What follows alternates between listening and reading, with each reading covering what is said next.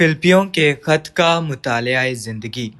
پیغام 4، مسیح کی مختلف منادیاں۔ فلپیوں باب 1 آیت 17 تا 11 میں پولس کئی اہم اصطلاحات استعمال کرتا ہے۔ وہ خوشخبری کی جواب دہی، خوشخبری کے ثبوت، کامل علم، ہر طرح کی تمیز، آزمائش کے ذریعے پرکھنے اور راست بازی کے پھل کی بات کرتا ہے۔ آیت 8 میں وہ یہاں تک کہ مسیح یسوع کی سی الفت کا ذکر کرتا ہے۔ ان آیات میں اور ان میں موجود تمام اصطلاحات اور عبارتوں کو سمجھنے کی کلید مسیح کا تجربہ ہے۔ مسیح کا وہ تجربہ مرکزی کلید ہے جو فلپیوں کے خط کا دروازہ کھولتی ہے۔ یہ کہنا بجا ہے کہ خوشخبری کی جواب دہی، خوشخبری کا ثبوت، علم، تمیز اور آزمائش کے ذریعے پرکھنا، صاف دلی اور راست بازی کا پھل، یہ سب مسیح بذات خود ہے۔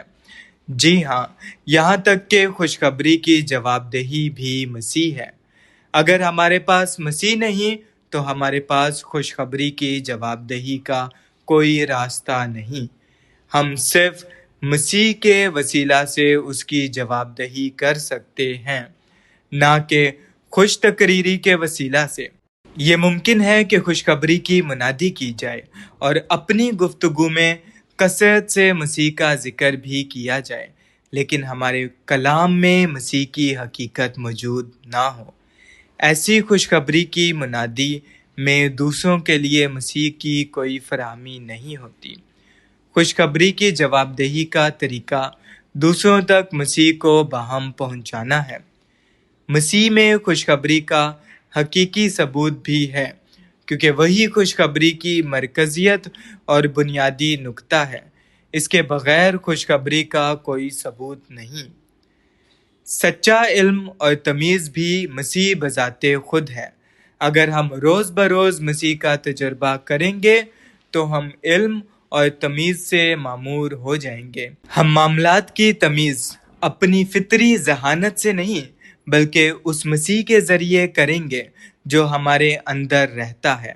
مسیح کا ہمارا تجربہ ہی ہمیں دانا اور باشعور بنائے گا۔ مسیح جو ہمارے اندر بسا ہوا ہے وہی ہماری ادراک کی قوت ہے۔ اگرچہ جب میں نوجوان تھا تو میں خداوند کا سچا طالب تھا، لیکن میں یہ نہیں جانتا تھا کہ مسیح ہی میری تمیز، میرا شعور اور میرا ادراک بن سکتا ہے۔ لیکن سال ہر سال کے تجربہ سے میں نے دیکھ لیا ہے کہ وہی قابلیت ہے جس کے ذریعے میں چیزوں کی فطرت کو بھانپ سکتا ہوں۔ مسیح جو میرے اندر بسا ہوا ہے وہی میرا ادراک ہے۔ فلپیوں کے خط کے مطالعہ میں ہمیں یہ یاد رکھنے کی ضرورت ہے کہ مسیح کا تجربہ اس خط کا موضوع اور مرکزی زور ہے۔ کنٹرول کرنے والا عنصر جو ہمیں فلپیوں کے خط کو سمجھنے کے قابل بناتا ہے وہ مسیح کا تجربہ ہے۔ اس خط کا ہر پہلو اسی موضوع کے تحت ہے۔ اسی وجہ سے ہم یہ کہتے ہیں کہ مسیح کا تجربہ ہی وہ مرکزی کلیت ہے جو فلپیوں کے خط کو ہمارے لیے کھولتی ہے۔ اگر ہم اس کلید کو خط کی ہر آیت اور عبارت پر لاگو کریں گے تو ہم دیکھیں گے کہ یہاں پولس کی فکر مسیح کے تجربے کے سوا اور کچھ نہیں۔ مثال کے طور پر خوشخبری کی خاطر دکھ سہنے میں ہم فضل سے شادمان ہو سکتے ہیں۔ فضل سے شادمان ہونا ہی مسیح کا تجربہ کرنا ہے۔ فلپیوں باب 3 میں پولس فضل کی نہیں بلکہ مسیح کے جی اٹھنے کی قدرت کی بات کرتا ہے۔ تاہم باب 3 میں جی اٹھنے کی قدرت وہی فضل ہے جس کا ذکر باب 1 میں ہوا۔ مزید برآں مسیح کے دکھوں میں شریک ہونا ہی خوشخبری کے لیے دکھ سہنا ہے۔ یہ اس بات کی نشاندہی کرتا ہے کہ یہاں تک کہ خوشخبری کی خاطر دکھ سہنے میں بھی ہمیں مسیح کا تجربہ کرنے کی ضرورت ہے۔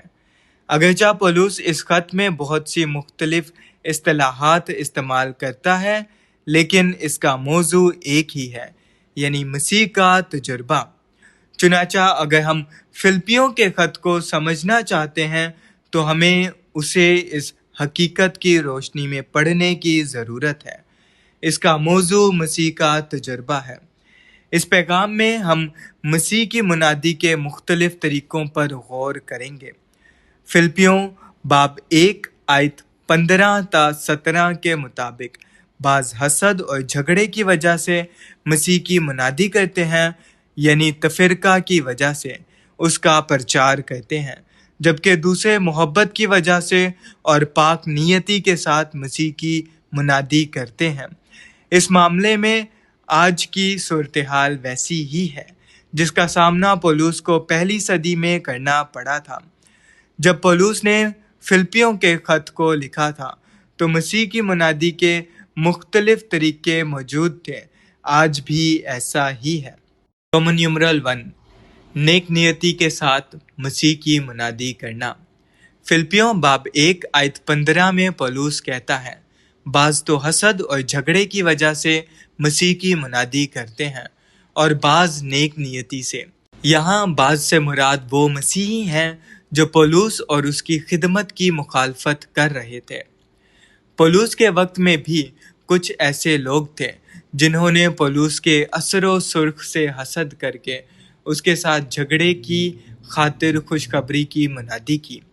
جیسا کہ یونانی لفظ جس کا ترجمہ جھگڑے کیا گیا نشاندہی کرتا ہے کہ انہوں نے گروہ بندی اور جانبداری کی وجہ سے مسیح کی منادی کی۔ فلپیوں باب 1 آیت 17 میں پولس بات جاری رکھتے ہوئے کہتا ہے کہ یہ تفرقہ کی وجہ سے نہ کہ صاف دلی سے بلکہ اس خیال سے مسیح کی منادی کرتے ہیں کہ میری قید میں میرے لیے مصیبت پیدا کریں۔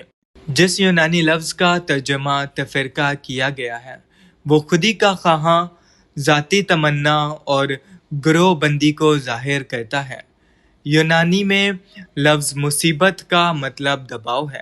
جنہوں نے تفرقہ کی وجہ سے مسیح کا پرچار کیا، انہوں نے اس بات کی کوشش کی کہ پولس کے قید کے دوران اس کی اور اس کی خدمت کی قدر گھٹا کر اس پر دباؤ بڑھا دیں، جبکہ وہ ظاہری طور پر اپنی منادی سے دور کر دیا گیا تھا۔ پولس کی قید میں مصیبت بنیادی طور پر اس کی خوشخبری کی منادی کی وجہ سے نہیں، بلکہ خوشخبری کی جواب دہی کی وجہ سے تھی۔ یہودیت پرست ایمانداروں نے خوشخبری کو شریعت اور ختنہ کے ساتھ خلط ملط کر دیا، لیکن پولس نے خوشخبری کی جواب دہی کی، یعنی دفع کیا۔ اس کی وجہ سے وہ ہنگامہ برپا ہوا جس نے اسے قید میں ڈال دیا۔ رومن نمبرل 2، نیک نیتی کے ساتھ مسیح کی منادی کرنا۔ فلپیوں باب 1 آیت 15 میں پولس کہتا ہے کہ بعض نے نیک نیتی سے بھی مسیح کی منادی کی۔ یہ وہ لوگ تھے جو پولس کے ساتھ خوشخبری کی منادی میں شریک ہوئے اور شراکت رکھتے تھے، اور جنہوں نے محبت کی وجہ سے مسیح کی منادی کرتے ہوئے خوشخبری کی جواب دہی کے لیے اس کے ساتھ مل کر کام کیا۔ مسیحیوں میں ایمان طور پر یہ سمجھا جاتا ہے کہ جب تک ہم سب مسیح پر بطور نجات دہندہ ایمان رکھتے ہیں، ایک ہی خداوند کی عبادت کرتے ہیں، بائبل کی تعلیم دیتے ہیں اور خوشخبری کی منادی کرتے ہیں، تب تک سب کچھ ٹھیک ہے۔ اگرچہ تمام مسیحی ایک ہی خداوند پر ایمان رکھتے ہیں، ایک ہی خداوند کی عبادت کرتے ہیں یا ایک ہی بائبل کی تعلیم دیتے ہیں اور خوشخبری کی منادی کرتے ہیں، لیکن مسیح کی منادی کے ان کے طریقے مختلف ہو سکتے ہیں۔ فلپیوں باب 1 آیت 15 تا 17 میں پولس کے کلام سے یہ بالکل واضح ہے کہ پہلی صدی میں بھی مسیح کی مختلف طریقے سے منادی موجود تھی۔ پولس اور یہودی مائل ایماندار دونوں ہی مسیح کی منادی کرتے تھے، لیکن اپنی منادی میں وہ ایک دوسرے سے بہت مختلف تھے۔ چونکہ مسیح کی منادی کے مختلف طریقے موجود ہیں، اسی لیے ہمیں علم اور تمیز کی ضرورت ہے۔ یہی وجہ تھی کہ پولس نے فلپی کے ایمانداروں کے لیے دعا کی کہ ان کی محبت، علم اور ہر طرح کی تمیز کے ساتھ اور بھی زیادہ ہوتی جائے۔ ہمیں مسیح کی مختلف منادیوں کے بارے میں تمیز کرنے کی ضرورت ہے۔ پوری دنیا میں مسیحی لوگ مسیح کی منادی کر رہے ہیں، تاہم ہمیں صرف یہ نہیں سوچنا چاہیے کہ چونکہ سب ایک ہی مسیح کی منادی کر رہے ہیں اس لیے سب کچھ ٹھیک ہے۔ ہمیں یہ سمجھنے کی ضرورت ہے کہ مسیح کی منادی کے مختلف طریقے ہیں اور ان کے درمیان تمیز کرنی چاہیے۔ لہٰذا اس پیغام میں ہمارا بوجھ مسیح کی منادی کے مختلف طریقوں کے معاملے کا احاطہ کرنا ہے۔ خوشخبری کے بارے میں پولس فلپیوں کے خط میں کئی اہم اصطلاحات استعمال کرتا ہے۔ خوشخبری میں شریک، خوشخبری کی جواب دہی اور ثبوت، خوشخبری کی ترقی، انجیل کا ایمان۔ ہم سب کو خوشخبری کے ان پہلوؤں کی واضح سمجھ حاصل کرنے کی ضرورت ہے اور انہیں معمولی نہیں سمجھنا چاہیے۔ جب کبھی ہم فلپیوں کے خط کی یہ عبارتیں پڑھیں تو ہمارے اندر ایک گہرا رد عمل ہونا چاہیے۔ مسیحی اکثر خوشخبری کی منادی کرتے ہیں، تاہم ہم شاذ و نادر ہی ایمانداروں کو خوشخبری میں یا خوشخبری کے لیے شریک ہونے کی بات کرتے ہوئے سنتے ہیں۔ یہاں تک کہ ہم خود بھی اس اصطلاح سے زیادہ واقف نہیں یا اسے استعمال کرنے کے عادی نہیں ہیں۔ خوشخبری میں شریک، یہ اصطلاح شاید کسی غیر ملکی زبان کے کلام کی طرح لگے۔ یہ اس بات کی نشاندہی کرتا ہے کہ ہم اب بھی اپنے مذہبی پس منظر کے زیر اثر ہیں اور خوشخبری سے متعلق پولس کی اصطلاحات سے پوری طرح واقف نہیں ہیں۔ آئیے ہم خوشخبری کے حوالے سے پولس کی زبان استعمال کرنا سیکھیں۔ آئیے ہم خوشخبری میں شریک، خوشخبری کی جواب دہی، خوشخبری کے ثبوت، خوشخبری کی ترقی اور انجیل کے ایمان کے بارے میں بات کریں۔ آج جب بہت سے مسیحی خوشخبری کی منادی کر رہے ہیں تو وہ خوشخبری میں شریک ہونے کے طریقہ سے ایسا نہیں کرتے۔ وہ خوشخبری کی جواب دہی میں مشغول نہیں ہوتے اور نہ ہی خوشخبری کے ثبوت کے لیے مشق کرتے ہیں۔ ہو سکتا ہے کہ ان کی منادی خوشخبری کی ترقی کا باعث نہ بنے اور شاید وہ انجیل کے ایمان کی مناسب سمجھ بھی نہ رکھتے ہوں۔ اسی وجہ سے مسیح کی منادی کے مختلف طریقے ہیں۔ مسیح سے متعلق پولس کی منادی میں شریک ہونا، جواب دہی، ثبوت، ترقی اور ایمان شامل ہیں۔ لیکن جب یہودی مائل ایمانداروں نے مسیح کی منادی کی تو انہوں نے بالکل مختلف طریقے سے اس کی منادی کی۔ شریک ہونے کے طریقے سے مسیح کی منادی کرنے کے بجائے انہوں نے حسد کی وجہ سے اس کی منادی کی۔ خوشخبری کی جواب دہی کے طریقہ سے مسیح کی منادی کرنے کے بجائے انہوں نے جھگڑے کی وجہ سے ایسا کیا۔ جی ہاں، یہودی مائل ایمانداروں نے مسیح کی منادی تو کی، لیکن ان کی منادی خوشخبری کے ثبوت سے نہ تھی۔ اس کے برعکس انہوں نے مسیح کی منادی تفرقہ، گروہ بندی اور ذاتی تمنا کی وجہ سے کی۔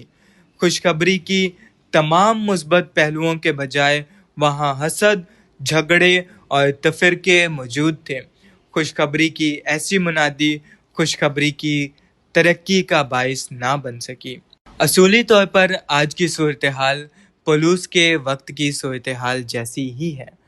بہت سے لوگ مسیح کی منادی کرتے ہیں، لیکن اس منادی میں ہم شریک ہونے، جواب دہی، ثبوت، ترقی اور ایمان کے بجائے حسد، جھگڑے اور تفرقے کی تمیز کر سکتے ہیں۔ چنانچہ ہمیں خوشخبری سے متعلق پولس کی لغت کو اپنانے کی ضرورت ہے اور مناسب طریقے سے فروتنی اور محبت کے ساتھ اسے دوسرے ایمانداروں کے ساتھ بانٹنا چاہیے جو ہمارے لیے دل کھلا رکھتے ہوں۔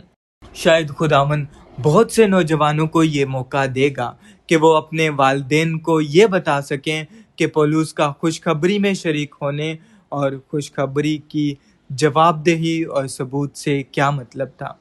بائبل گہری اور عمیق ہے اور ہمیں اس کی سطحی سمجھ پر قناعت نہیں کرنی چاہیے۔ بائبل کو جاننے کی جستجو میں ہمیں صدیوں کی روایت یا کلیسیائی کونسل کی آراء کے بجائے پاک کلام کی فکر کرنی چاہیے۔ ہمیں کلام کی گہرائیوں کو کھودنا سیکھنے کی ضرورت ہے تاکہ مختلف الفاظ، اصطلاحات اور عبارتوں کے صحیح معنی تلاش کر سکیں۔ پھر ہمیں اپنی گفتگو میں بائبل کی لغت استعمال کرنے کی ضرورت ہے۔ ہمیں روایات یا انسان کی ترتیب دی ہوئی الہیات کی پرواہ نہیں ہے، ہم صرف خدا کے پاک کلام کی فکر کرتے ہیں۔ اگر ہم خوشخبری سے متعلق پولس کی اصطلاحات سے واقف ہو جائیں گے تو ہم دیکھیں گے کہ آج خوشخبری کی بہت سی مختلف تعلیمات بہت سطحی ہیں۔ کچھ ایسے واعظ اور اساتذہ گزرے ہیں جنہوں نے خدا کے کلام میں کچھ خزانوں کو دریافت کیا، لیکن اس کے نقش قدم پر چلنے والے بہت سے لوگوں نے اس دولت کو نظر انداز کر دیا اور اکثر خدا کے کلام کی حقیقی سمجھ کے بجائے مخصوص روایتی الہیات پس منظر کو زیادہ اہمیت دی۔ ہمیں خداوند کی بحالی میں خوشخبری کی سطحی منادی پر قناعت نہیں کرنی چاہیے، بلکہ ہمیں بائبل کی طرف واپس آنا چاہیے اور اس میں موجود دولت کو کھود کر نکالنا چاہیے۔ ہم خداوند کا شکر ادا کرتے ہیں کہ اس کے رحم سے ہم خداوند کی بحالی میں اس دولت سے شادمان ہو رہے ہیں۔ آج کی بہت سی منادی صحیح نہیں ہے۔ اس منادی میں لوگوں کو کچھ تو پیش کیا جاتا ہے، لیکن وہ صحت بخش غذا نہیں ہوتی، بلکہ وہ میٹھی اور خوشنما ہوتی ہے۔ ذائقہ میں تو اچھی لگتی ہے، لیکن اس میں غذائیت کی کمی ہوتی ہے۔ ہمیں ضرور ایسی منادی اور خدا کے نظام کے مطابق مسیح کی منادی کے درمیان تمیز کرنے کے قابل ہونا چاہیے۔ رومن نمبرل 3، مسیح کی دونوں طرح کی منادی پر رسول کا خوش ہونا۔ فلپیوں باب 1 آیت 18 میں پولس بیان کرتا ہے، پس کیا ہوا؟ صرف یہ کہ ہر طرح سے مسیح کی منادی ہوتی ہے، خواہ وہ بہانے سے ہو خواہ سچائی سے، اور اس سے میں خوش ہوں اور رہوں گا بھی۔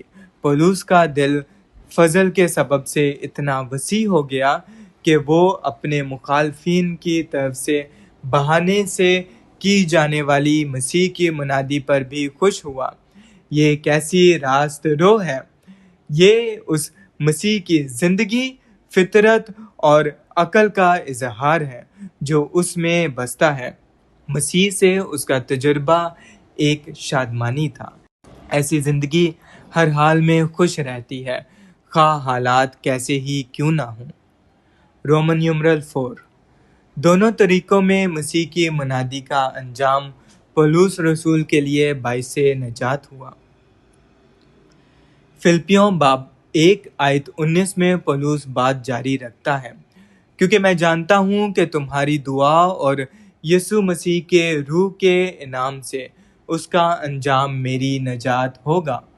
پولس نے اس حقیقت کو محسوس کیا کہ مسیح کی منادی کے دونوں طریقوں کا انجام نجات ہوگا۔ آیت 19 میں نجات کا مطلب یہ ہے کہ مسیح کی تعظیم کرنے اور اسے جینے کے لیے تقویت اور سہارا ملنا۔ جن حالات میں پولس نے خود کو پایا، انہوں نے اسے مجبور کیا کہ وہ مسیح کے روح کے انعام یعنی وافر فراہمی کے ذریعے مسیح کا تجربہ کرے اور مکمل طور پر اس سے شادمان ہو۔ پولس کے تجربہ میں خدا کی نجات اپنی انتہا تک انجام پائی۔ ایسی نجات کا تجربہ مکمل طور پر مسیح کی شادمانی اور مسیح کے تجربہ سے وابستہ ہے۔ پولس کے حالات نے بھی اسے مسیح کو جینے اور مسیح کی تعظیم کرنے کے لیے حوصلہ افزائی کی۔ پولس نے خوشخبری کے مختلف منادیوں سے پیدا ہونے والی صورتحال کو مسیح کا تجربہ کرنے، مسیح کو جینے اور مسیح کی تعظیم کرنے کے لیے استعمال کیا۔ آج ہماری صورتحال بھی ویسی ہی ہے۔ ایک طرف ہم مسیح کی منادی کے بعض طریقوں سے اتفاق نہیں کر سکتے، دوسری طرف ہمیں اس حقیقت سے خوش ہونا سیکھنا چاہیے کہ مسیح کی منادی کی جا رہی ہے۔ اگر ہمارا رویہ ایسا ہو تو مسیح کی مختلف منادیوں سے پیدا ہونے والی غیر معمولی صورتحال ہمارے لیے مسیح سے شادمان ہونے، اسے جینے اور اس کی تعظیم کرنے کا ایک محرک بن جائے گی، جیسا کہ پولس کے لیے بنی۔ اگر ہمارے پاس خوشخبری میں شریک ہونے، خوشخبری کی جواب دہی اور ثبوت اور خوشخبری کی ترقی موجود ہے تو ہماری خوشخبری کی منادی صحیح ہوگی۔ خوشخبری کی مناسب منادی انہی امور سے محفوظ رہتی ہے۔ جنوبی امریکہ میں کلیسیاؤں کا قائم ہونا اسی اصول کی وضاحت کرتا ہے۔ 1959 میں کچھ بھائی خداوند کی بحالی کے پھیلاؤ کا بوجھ لے کر برازیل منتقل ہوئے۔